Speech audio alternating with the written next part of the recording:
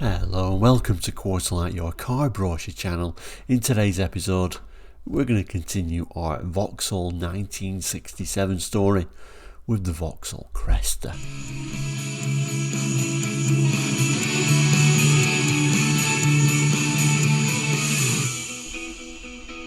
Hello and welcome back. Now, if you're new to Quarterlight, we're a car brochure channel here on YouTube, looking at car brochures from around the world for the 60s, 70s, 80s and 90s and sometimes beyond that as well. So if you're interested in cars, car brochures, looking back on cars gone by, please consider subscribing. It is all completely free. Anyway, back to today's episode. Yes, we're continuing our story of the Vauxhall range for 1967 and now we're up to Cresta. So let's have a look at that now. So this is the series and the brochure we've been looking at. Go Vauxhall 67, Vivas, Victor 101 and of course the sporty VX 490, and now we're up to Cresta. Let's just zoom in on this main image. So we do get a picture at speed. I'm never a big fan of the car brochures when they show the pictures at speed. A little bit of an unusual front cover really, but this is going to be your higher spec deluxe version with the quad headlights. But anyway, let's open the brochure up. There are better pictures inside. And here we get to the pages. So they're showing us two models, the Cresta and the Cresta Deluxe. The Cresta Deluxe. Unusually with the base model though, it's showing a left-hand drive with an unusual number plating, which is weird because all the others have got the UK plate and are right-hand drive. So that is a little bit weird, isn't it? And we'll certainly come back and talk more about this picture, see if anyone can recognise that number plate. But we'll start up here, the text and an interior shot.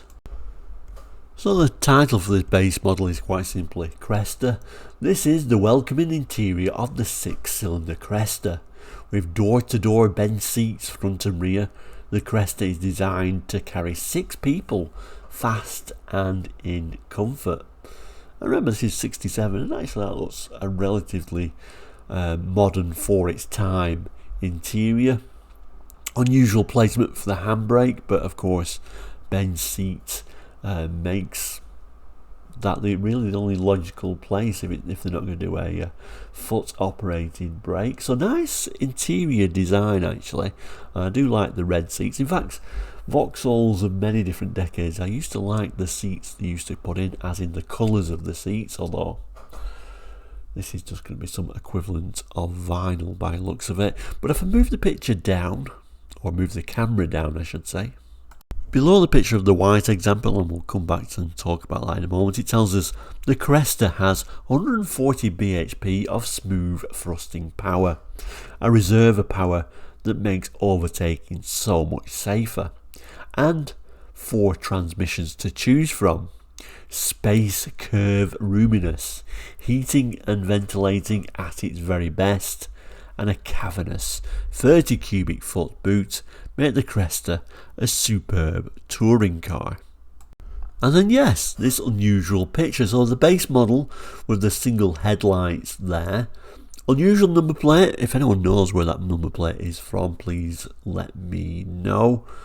But it's a strange one, isn't it? Left-hand drive. All the other cars in the brochure are right-hand drive, which makes sense because this is a UK brochure, of course. So I find that a little bit peculiar. Almost like they couldn't find a picture of the base model, so they had to look through their stock of pictures, and this is all they could come up with. It's a nice picture though, and it's a nice sort of scene. Again, if anyone can recognise where that is, that would be fantastic. But yeah, a little bit peculiar at the same time. But let's move up to the Deluxe. And there it is, the Deluxe version. I think the Deluxe does look nicer with them quad headlights actually. It looks a little bit more balanced. I'm not sure if I like those single headlights, but personal thing, isn't it? Sleek, imposing, stylish, the Cresta Deluxe is distinguished immediately by its forward headlamps and special wheel trim. Inside, a host of luxury features make this a really impressive car. So there we got these special wheel trims at a time when special wheel trims made it a higher spec car. Cresta there on the front wing. It looks like we've got some wing mirrors on there. They may well be a sort of optional extra though, but they certainly weren't shown on the base model. Nice sort of chrome around there as well. I think it's not a bad looking car overall. Certainly very much sort of American styling there, I would suggest though. Moving down. So it tells us individual front seats in Ambler are standard equipment. If you prefer, you may choose a bench seat or, at extra cost, reclining seats. Leather is available for all seat styles. So there's a little bit of a peep of the individual reclining seats, which would have been extra, and like I say, not too sure, are they the leather options? I'm not too sure, but certainly would have looked very stylish in leather. I don't know if you can make it out, but have you seen that unusual angle of the gear lever? That's very unusual. And then the final picture for the Deluxe tells us, imposing and roomy as it is, the Cresta is a joy to park, handling with all the ease of a much smaller car. Power assisted brakes with front discs are standard on Cresta and Cresta Deluxe. Power assisted steering is also available, so you've got power steering you can get, which was an unusual thing for the time. Just showing you these are more sort of moving on to more executive class vehicles, and certainly these weren't cheap cars for the time, so certainly if you had one of these from new, you was doing okay. I do like the styling from the rear. I think almost the rear styling is my favourite, with almost the slight hint of sort of like fins at the back. Vauxhall badge written out individually. Bit of a number plate there, GXE103D. Not sure if that's genuine or not, but certainly in the correct colours for the UK at the time. This little image also gives us a better look at those interesting wheel trims for the Deluxe version, and I think this picture also gives you a bit of a demonstration of that sort of Coke bottle shape that was very popular at the time. And then that takes us to the specifications. Incidentally, there was also the Viscount, which was the top of the range model, which had the same engine and mechanical components as the Cresta PC, but we'll save that for next week. That was a very special model, more of an executive version. You think these are quite executive for the time if you get the Deluxe, but those Viscount ones was the real executive. And that had things like standard power steering, electric windows, etc, etc. So that was a very special car, and certainly was doing extremely well if you bought a brand new Viscount in '67. But anyway, we'll stick with the Cresta. Let's have a look at the specifications. So the Cresta, it starts by telling us there's two saloons, just basically meaning there's that base model and the Deluxe model. They came with a 6-cylinder, 3,294cc, 140 bhp. I'm sure they weren't particularly great on fuel. 3-speed column change with overdrive is, well, a 3-speed column change is your standard choice. Looks like overdrive is an option, and then you can get a 4-speed floor change as an option, or power glide, the auto option, if you wanted as well. Tells us we get such standard features as power brakes, front discs, rear drums, a little bit of a drawing of the Cresta there, reminding us that there's two models, the Cresta and Cresta Deluxe. So the Cresta came standard with vinide upholstery, bench front seats, carpets, and a walnut fascia. So nice, even though it was a base model, to still get a walnut fascia, I think. So the Deluxe came with Ambler or leather upholstery as an option, but at extra cost, of course. Individual front seats or bench front seats or reclining front seats as an option, carpets and a walnut fascia. Equipment rise for the base model, heater, ventilator, face level ventilation, screen clean, power steering option, heated back window option, and the Deluxe, heater, ventilator, face level ventilation, screen clean, headlamp flasher, reversing lights, and then optional power steering and a heated back window. Kind of seems weird now, doesn't it, to think these high spec models, you're paying a lot of money and you still didn't get your heated back window as standard. Both came with 10 single colour options. The base model was £997, 3 shillings and 2 pence. The deluxe was £1,077, 4 shillings and 10 pence. And remember, the base model Viva was around about £579, just to remind you that even though it seems it today, quite an expensive car, although we can just about creep in there. That £1,482 was the viscount to show you what a huge leap that was, but we'll come back to that next week.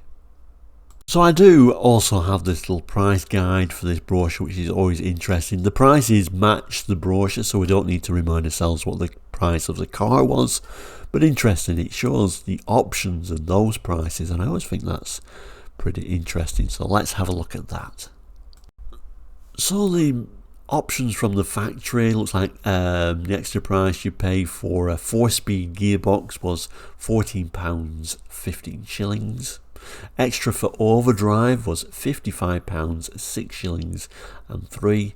Extra for power glide was £104, 9 shillings and 7. Your power assisted steering option was £61, 9 shillings and 2. Extra for an alternator, £3, 13 and 9. Extra for a heated back window and alternator, £15, 19 shillings and 7. Extra for oversized wheels and tyres, £8, 12 shillings and 1 pence. Extra for reclining front seats in Ambler for your Cresta Deluxe, £30, 14 shillings and 7.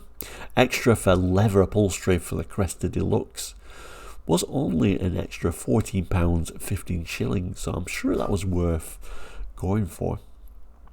Extra for reclining front seats in leather and leather upholstery for the Cresta Deluxe, £45, 9 shillings and 7.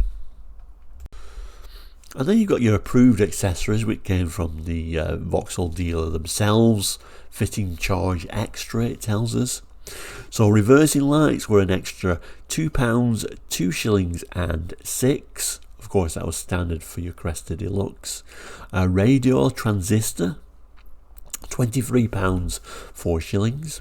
An aerial, £1, 19 shillings and 6. Fog lamps, £3, 10 shillings.